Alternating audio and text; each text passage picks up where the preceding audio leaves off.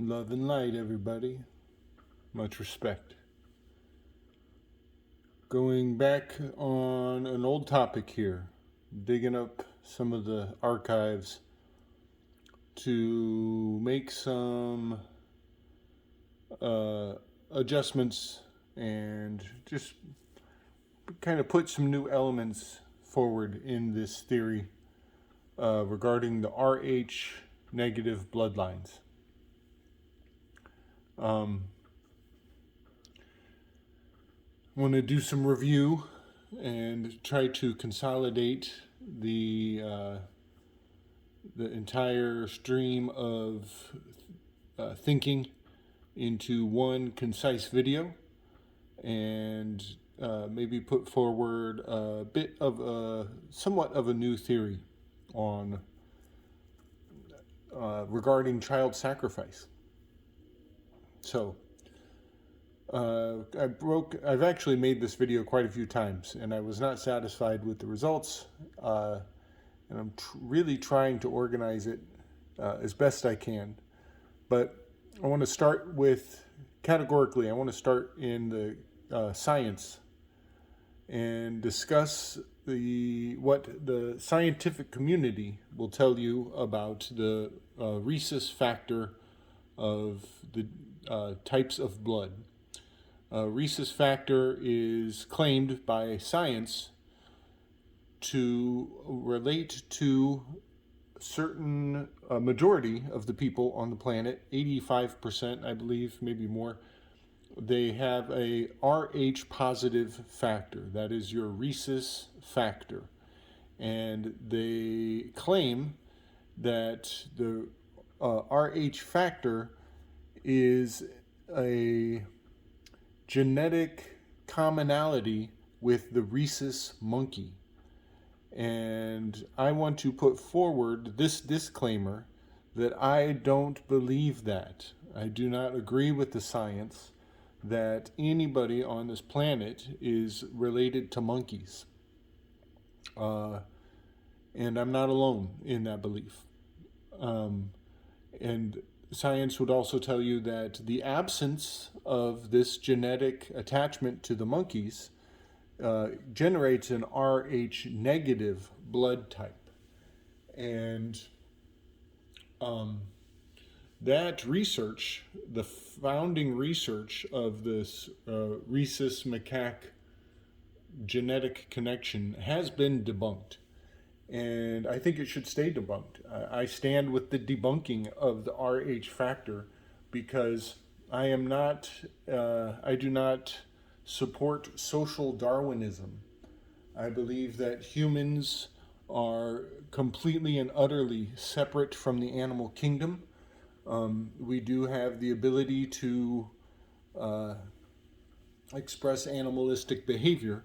However, there is a uniqueness to our consciousness that removes us from much of the animalistic obedience to instinct, to responding to our instincts. And that is what makes us human, is our ability to deny our instincts. And it's a blessing and a curse. It's a two-sided sword. But that it gets very complicated and philosophical. But I just want to put that forward. I am not behind the concept of treating humans as animals. I believe it is an excuse to diminish our status, and also an excuse to exalt certain other people's status. And that is what the Rh factor is used to do. It is used to justify the divine right to rule, which is quite the philosophical enemy of yours truly. So, that being said, this entire line of research is still highly valuable because we know that there are people in this world of considerable influence, men of renown, if you will, who are still making decisions based on this entire philosophy. This is a founding building block a fundamental building block of eugenics. This is quite the reason why Planned Parenthood is in certain neighborhoods prolifically, and also has much to do with the vaccine that we're all dealing with today. So the Rhesus Factor is said to correlate certain people with the macaque monkey. And there is a location on the planet where the Rh negatives, those who are not related to the monkeys, are very prolific. And it is in the Basque region, right in between Spain and France. This is very significant to me, as I believe that what is covertly being said by this entire line of research, when you read between the lines, is there is an attempt to establish a connection to a very sacred royal bloodline, the blood of Rhesus. And the kings and queens of old were quite desperate to establish sanguinity, their blood proximity to Jesus and the royal family of Jesus Christ. So that is what is not being said by the science when they establish that there's a small minority that has exceptional blood, and everybody else is a worker monkey. So one dynamic about Rh negative blood. Now, this part I am inclined to give some credence to. Do not believe that Rh factor relates to monkeys at all, but I do believe that Rh factor generates difficulty in childbirth. If you are Rh negative, the mother will, Rh negative mother will only give birth to one Rh negative child, and every subsequent child thereafter is highly likely to be aborted, as the mother has built up antibodies to reject any Rh negative baby from that point on. And according to the science, in the books, they will describe Rh negative blood as alien blood, that the mother's antibodies are resistant to this alien blood type. And that is very telling, as it, to a large degree, is seen as substantiating the biblical myth of the Nephilim and the children of the fallen angels. So this is just quite profound how science and religion kind of interweave, and science is often used and very strongly funded to confirm biblical mythology. But I just find that quite profound, that the Rh factor is scientifically described as an alien blood type when they are Rh negative. So that being said, something I will put forward, I'm going to jump ahead of myself in the logic just to make sense of things, but you could say, this is not my perspective. This is seeing it through the eyes of the elite, seeing it through the eyes of the people who funded the science to bring this concept into the consciousness of man. What they are saying is that most of the population of Earth is from the monkeys, the bloodline of monkeys, descendants of monkeys, and that the other portion of the population, the Rh negatives, that they are elite, they are exceptional, they are the apex predators. And I would even put forward that they may associate themselves with lions, as lions are on their family crest, and lions are highly venerated. I've done a lot of work on this in the past. A lot of people know what I'm talking about. But you could say, metaphorically, that the elites consider themselves of the lion bloodline, and they think of everybody else as worker monkeys. Not my opinion. That is the mythology that we are handed by these elites.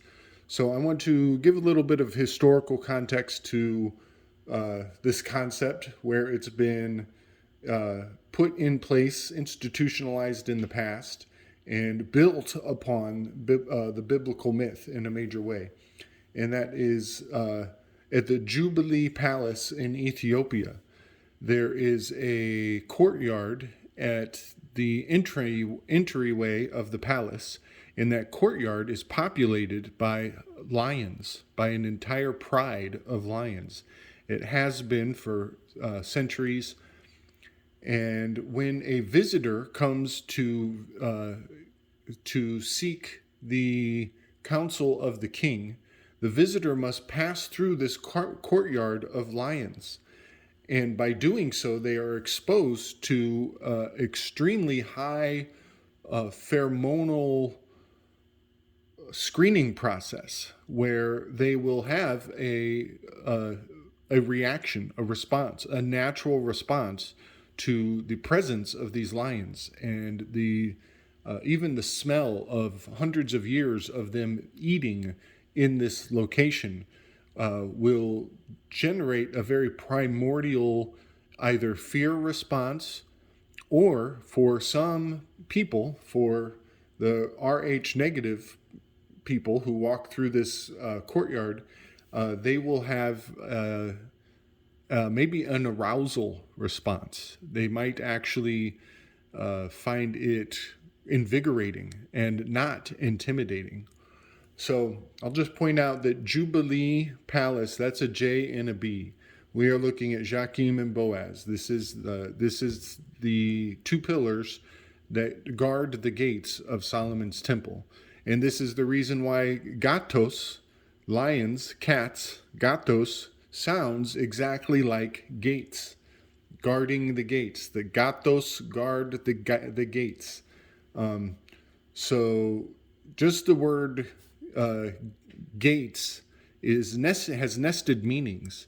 It means that you are being initiated, you're being tested. Your threshold is being scrutinized. So when a person comes to visit the king, they are being tested. The wheat is being separated from the chaff. And the reason for this is because they are testing if the person is good breeding stock. If they have a fear response, let's say that they're become vasodilated,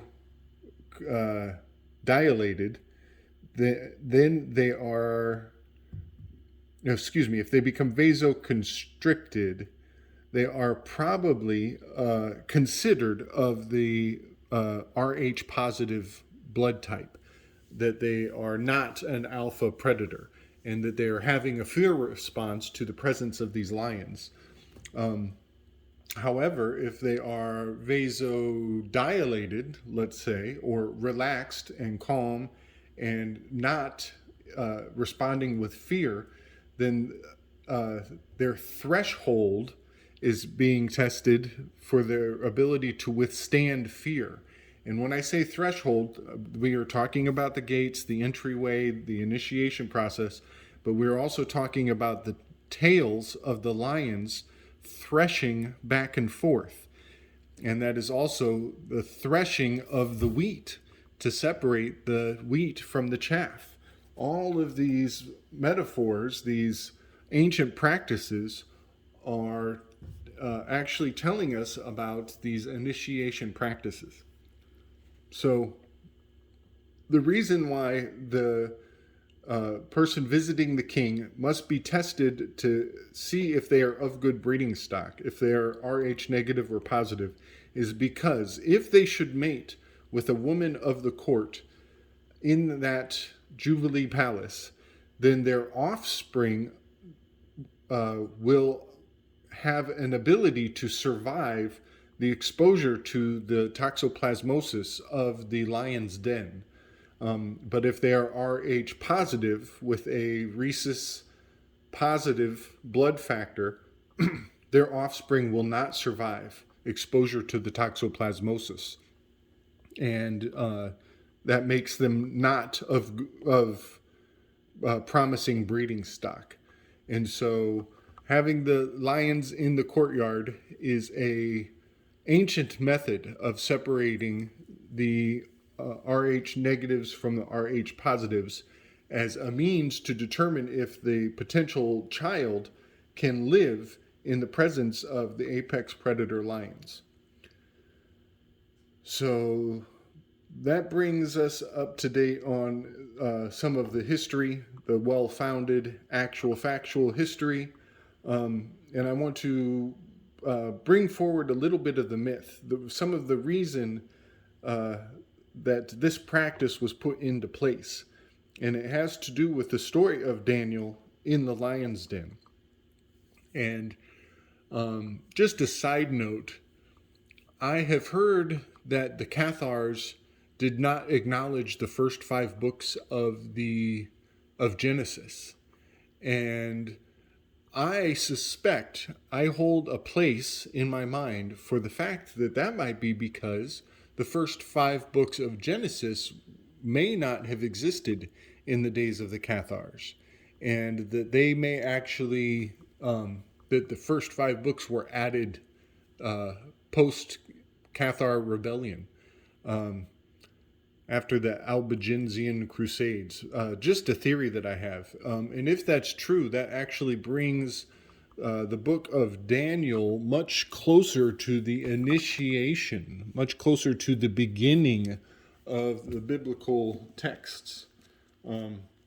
Just a thought. I thought I would put that in for anybody who finds it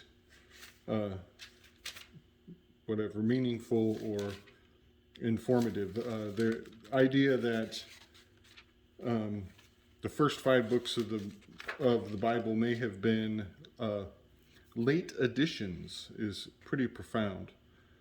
I'm trying to look through. Yeah, I should have done that research before the recording, but just a thought.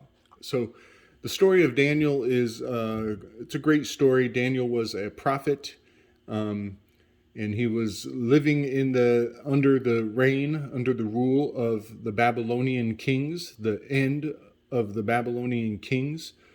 So his story picks up at the fall of Babylon, and he was tested and tried in many ways by those kings, and was shown to have the favor of the Lord of the Lord of Israel. And a lot of those forms of testing and trying his abilities are highly informative because there are many practices still today that go back to the prophecies and the tribulations of Daniel. And this placing people in the presence of the lion's den is definitely hailing back to the experience of Daniel. So Daniel was put in the lion's den, I think, for 7 days. I'm a little rusty on the details. But he was put in the lion's den for 7 days, and when the king came back expecting to find the lions picking his bones, he was actually just kicking it. It was all good. He was chilling with the lions. The lions weren't offended by his presence, and the king took that as a sign that Daniel was favored by the Lord. Daniel was used to speak prophecy.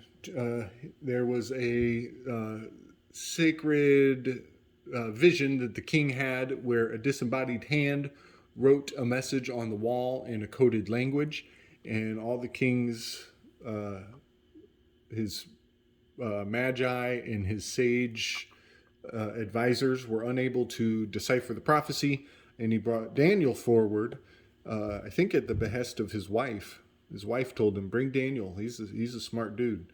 And Daniel was able to decipher the writing of the prophecy on the wall. That's where we read the writing on the wall. It's also where we get the term memes. everybody should read Daniel 5 through and through, all the way through. It's quite the read. Very interesting dynamics in play there.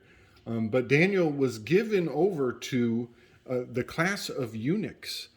And it does not say that Daniel was a eunuch himself, but he was given to the prince of the eunuchs, which indicates that that the eunuchs were the ones who taught him his ability to prophesy.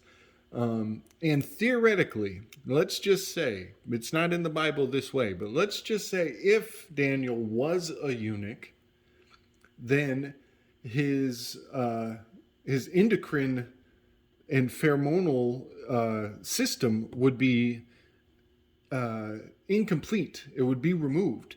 And so by being in the presence of lions, it is very possible that the lions were not offended by his smell, by the scent of him. And so he was cleansed by removing his genitals, and being in the presence of lions, they may not have given a crap about his presence because he didn't have his full masculine potential intact. Just a thought, just a theory that I have personally.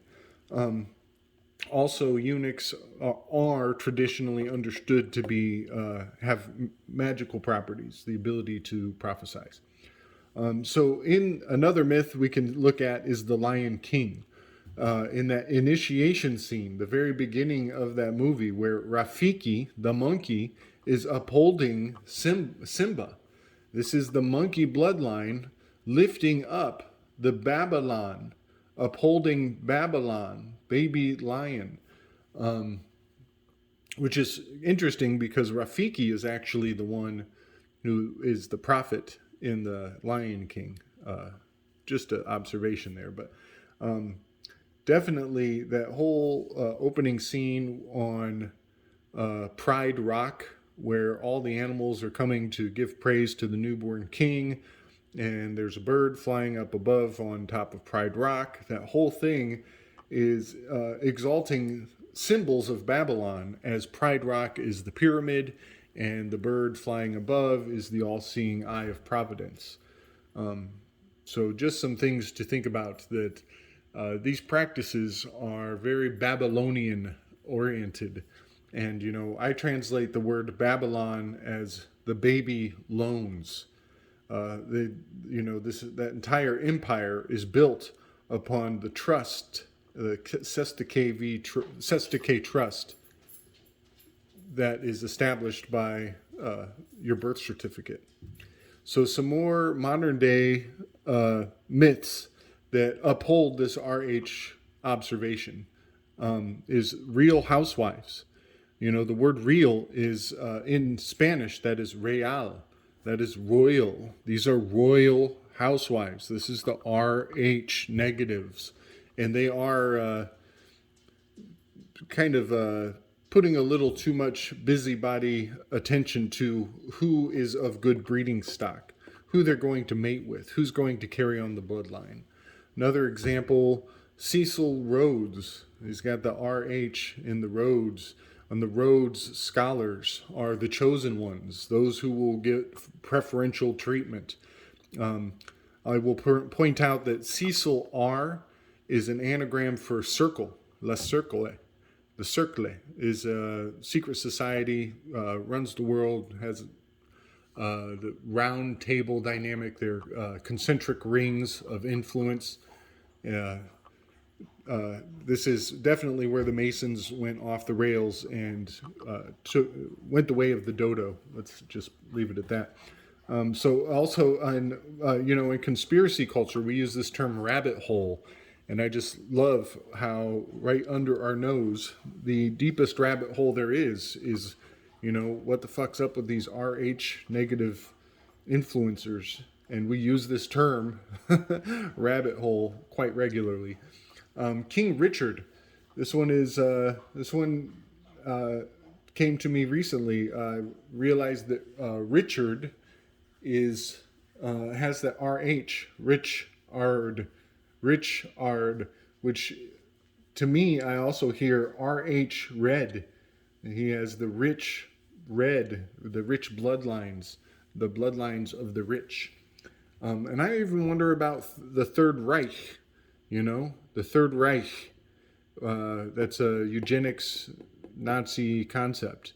It definitely has an RH kind of hinted at in the term, and RH negatives tend to be very rich people. So I just find it just quite profound how these terms of art that we're handed hail back and have been captured in the concept of the RH blood type, whether you are rich or not. But this one really irks me. This is your House of Representatives. HOR, that's the whore of Babylon. These are definitely royal house of influence that presume to have any command over our decision making. This is absolutely the House of Babylon, the whore of Babylon, which reminds me of the term, government. One of my turns of phrase is like to call the government the giver monster, and the giver monster is the whore of Babylon. The giver monster never says no. It'll give you everything you ask for, including a death sentence if you say it at the right time and place. So I want to culminate all of this RH negative research, and I want to bring it to a modern day context. I find it quite profound that the first child of the RH negative factors is the only child that will survive. Any subsequent child will have a very high likelihood of being aborted. But we know from biblical stories, from the myths of history, that certain governments, certain kingdoms were obsessed with the sacrifice of firstborn children. And that, I do believe, was a practice of prophylactic practice to prevent RH negatives from coming into the world. I think somewhere in history, very highly influential powers have come to understand that is alien blood, that the RH negatives, that is highly concentrated in the Basque region, that they are of a different blood type, and that people, if everybody sacrifices their first child, then it will limit the ability or the likelihood of RH negatives to come into the world. And by doing so, theoretically, this is all just a theory, theoretically, that would eliminate the ability for the people to find a prophet, for somebody to come forward that can be an interpreter of the signs and symbols, and thereby disempowering the future populations. I do believe that, the story of Herod sending out his soldiers to kill the firstborn child of all these households was a screening process. He knew the history of RH negatives and their alleged ability to prophesize. And so by killing the firstborns, he was specifically targeting the RH negative potentials while they were too young to fend for themselves. So one thing I do value about biblical stories and biblical myth is that they are telltale, they are precautionary tales. They are warning us that this has happened in the past, it will happen again in the future if you don't learn the lessons. So I just wanted to bring that all forward because we do see a lot of child sacrifice going on today on a massive scale. And, theoretically, there may be a target blood type, an Rhesus blood type that is in the crosshairs of that entire eugenics program. So there is a lot more information that is way above any of our pay grades, but I just wanted to give some historical, mythological, scientific background on why things are so drastic. I think they are targeting the seers. That is the anagram for Great Reset. The Great Reset is an anagram for target the seer. All right, folks. Much love and respect.